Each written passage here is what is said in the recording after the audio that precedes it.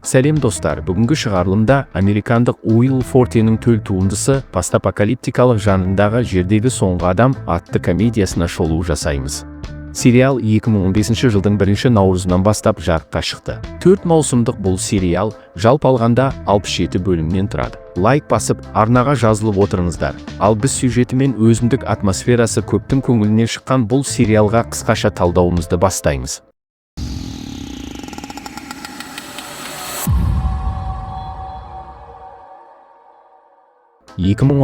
жылы бүкіл әлемде тек Фил есімді бір еркек қалған болатын. Ол басқа адамдарды іздеуде барлық штаттарды зерттейді. Алайда әр қалаға барған сайын оның үміті сөне бастайды. Ақырында бүкіл карта қара түске боялды. Фил үйіне қайтып келеді және бұдан басқа кез келген үйді таңдай алатынын түсінеді. Сондықтан ол элиталық аймаққа келіп, жаңа үйін реттейді. Сонымен қатар ол жынды болып қалмас үшін мезгіл-мезгіл Құдаймен тілдесіп, өзіне бір қыз жіберуін сұрайды. Фил дүкенге барады және барлық қолжетімді құралдарды, соның ішінде көлікті пайдаланып, боулинг турнирін ойнайды. 5 айдан кейін ол тұрған үй нағыз қоқысқа айналды. Фил аралда жалғыз қалған адам туралы фильмді көреді және содан қарап өзіне жаңа достар тапты. Бір досы оған манекенмен кездесуге кеңес берді. Алайда бұл оның жалғыздығын одан сайын нашарлатады. Фил бұл өмірден шаршап, дүниеге аттануға шешім қабылдайды және көлігін тасқа соққалы жатқанда соңғы секундта тежегішті басады. Өйткені ол алыстан түтінді байқады. Түтіннің көзіне келген ол әйелдің іш киімдерін көріп,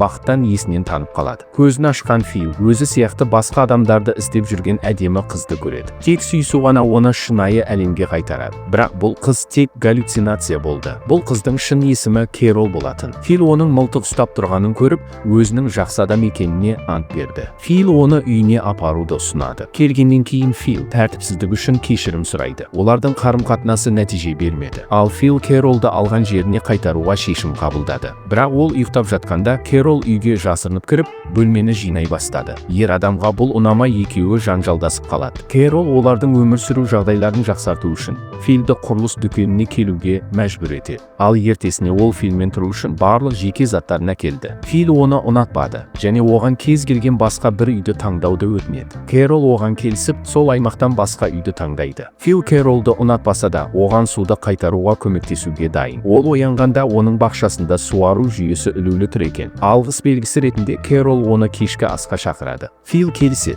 Тамақтану барысында Фил оған жоғарыға көтерілуді ұсынады. Алайда Керол, олар үйленбейінше, олардың арасында ештеңе болмайды деп жауап береді. Осыншама ай жалғыздықтан кейін, ер адам ақыры үйленуге ұсыныс жасайды. Керол барлық дайындықпен айналысады. Ал Фил сақиналарды табуы керек. Фил Керолды зергерлік дүкенге алып барады. Ал әйел бірнеше сақина таңдайды. Енді оларда некелесу процесі ғана қалады. Алайда бір күннен кейін Фил басқа Мелиза деген қызды кездестіреді. Оның бұл қалада 2 апта бойы саяхаттап жүргені белгілі болды. Яғни ол мұнда Керолдан бұрын келген. Мелизаның Филмен араласпауы үшін Керол олардың үйленгендерін айтады. Мелиза қатты шаршады. Сондықтан демалғысы келеді. Фил оған олармен бірге тұруды ұсынады. Бірақ Мелиза көрші үйге көшуді шешеді. Фил оған ұнау үшін бәрін жасауға дайын, тіпті сақалын қырып тастайды. Бірақ Мелиза сақалдың оған көбірек ұнағанын айтады. Содан кейін оған арнап көлік сыйлады. Керол Филдің Мелизге арнап көлік сатып алуға қалай уақыты бар екенін түсінбейді. Өйткені оның үйде есікті жөндеуге уақыты жоқ. Бірнеше сағаттан кейін сынған есік жөнделді. Кенет Мелиза келіп оны сусын ішуге шақырады. Бірнеше сусын ішкеннен кейін ол Филмен бірге тұруға қарсы емес екенін айтады. Бірақ өкінішке орай ол үйленген. Алайда Фил бұл проблема емес дейді және Керолмен ажырасу үшін оған барады. Бірақ оның оған арнап жүрек жасағанын көріп, оны ренжіткісі келмейді. Содан ер адам басқа жоспар жасайды. Керол адамзат тұқымын қайта өрбіткісі келеді. Ал Фил бұл процесті неге 2 есе жылдам жасамасқа дейді. Кешке қыздар бәрін талқылап, Филдің ұсынысын қабылдады. Фил керемет бақытты болды. Алайда кенеттен Тод деген бір семіз еркек пайда болып, оның жоспарларын бұзды. Айтуынша Тод Мексикаға кетейін деп жатқан болатын. Бірақ Фил ұшырған отшашуды көргеннен кейін осында келген. Тод жақсы адам болып шықты және ол Мелисамен ортақ тіл табыса бастады. Керол Мелиса мен Тодты әдейілеп пикникке шақырды. Барлығы дайын болған кезде ол өзін нашар сезініп тұрмын деп екеуін жалғыз жібереді. Осылайша Керол бұл екеуін әдейі жақындастырғысы келді. Фил оларды мұқият қадағалап, Мелиса оны ұнатпай қалады деп үміттенеді. Келесі күні олар теннис ойнауды шешіп алаңға шықты. Фил Тодды көйлегін шешуге мәжбүр етеді. Сөйтсе оның бір бүйрегін бергені белгілі болды.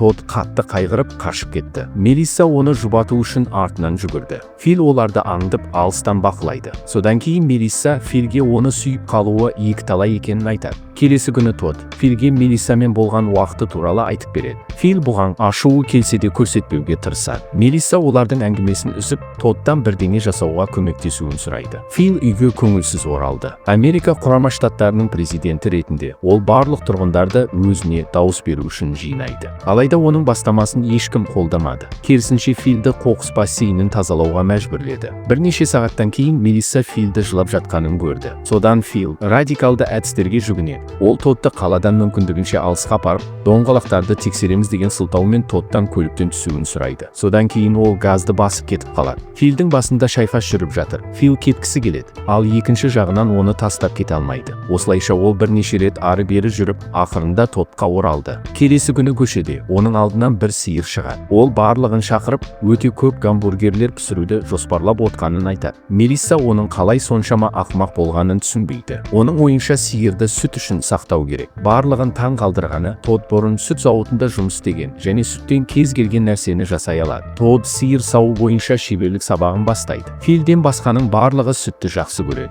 Келесі күні оларға Гейл мен Эрика деген екі қыз келіп қосылады. Олар үйге көшіп келіп, Филді сонда шақырды. Кешкі ас кезінде қыздар ыстық суға баруды ұсынады. Фил қуана келіседі. Алайда жолда күтпеген жағдай орын алып, олар үштікке кездеседі. Фил бұл тосынсый деп, оларды таныстыруды жоспарлап отқанын айтады. Алайда оған ешкім сенбеді. Жаза ретінде олар енді онымен сөйлеспей қойды. Алкогольді ішкеннен кейін Фил ескі достарына барады. Соңғы оқиғалардың барлығын есіне түсіріп, елді мекенге оралып, барлығының алдында кешірім сұрайды. Кэрол оған екінші мүмкіндік беруге дайын, бірақ олардың некелері бұзылатыны анық. Таңертең Гейл Филге келеді. Ол Кэролға үйленгеніне 3 апта ғана болғанын енді ғана білді. Егер ол қаласа, олар көңіл көтереді. Өкінішке орай, оларды өз заттарымен келген Кэрол тоқтатады. Гейл олардың кездесуін бірнеше сағатқа жылжытады. Эрика да уақытты босқа өткізбейді және Гейлден 2 сағат өткен соң кездесуге жазылады. Фил өзінің барлық белгілерін қайта бояп жатқанда кенеттен баспалдақ құлап кетті. Жер тым алыс болғандықтан ол қақпанға түсіп,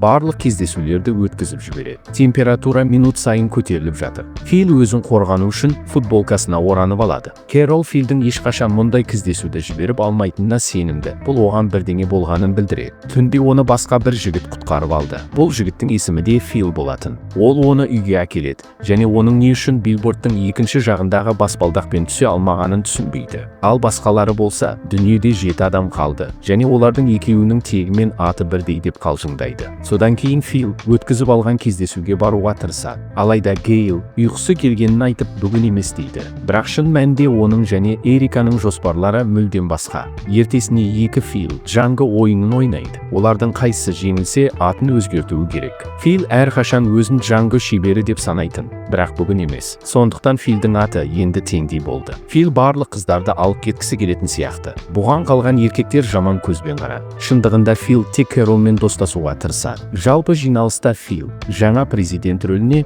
өз кандидатурасын ұсынады. Оған Теңдейден басқасының барлығы дауыс береді. Фил Теңдейдің оны жек көретінін болжады. Теңдей болса мұнысын жасырмайды. Бірақ ол қазір Кэролмен бірге басқа үйге көшіп жатыр. Кешкі жиын кезінде Фил Теңдейді ұстап алып шөлге апарады. Ол оған 2 күндік азық-түлікті беріп, қаладан қарама-қарсы бағытқа жүруді бұйырады. 20 минуттан кейін керек жарақтар таусылды. Теңдей өлуге дайын еді, бірақ Кэрол пайда болды. Ол өзіне жауыз адам керек емес екенін айтты. Кэрол өзіне адамды шөлде тастап кетуге батылы жетпеген адам керектігін түсіндіреді. Сондықтан ол оның көлігіне отыруы керек. Ал бұл кезде ғарышта қап қойған Теңдейдің ағасы астронавт Майк жерге қалай түсуге болатынын анықтауға тырысады. Осылайша бүгінгі фильмде аяқталады достар. Егер сізге ұнаса лайк басып, арнама жазылуды ұмытпаңыз. Келесі шығатын кинолардан хабардар болу үшін қоңыраушаны басып қойыңыз. Келесі бейнелерде кездескенше сау, саламатта болыңыздар.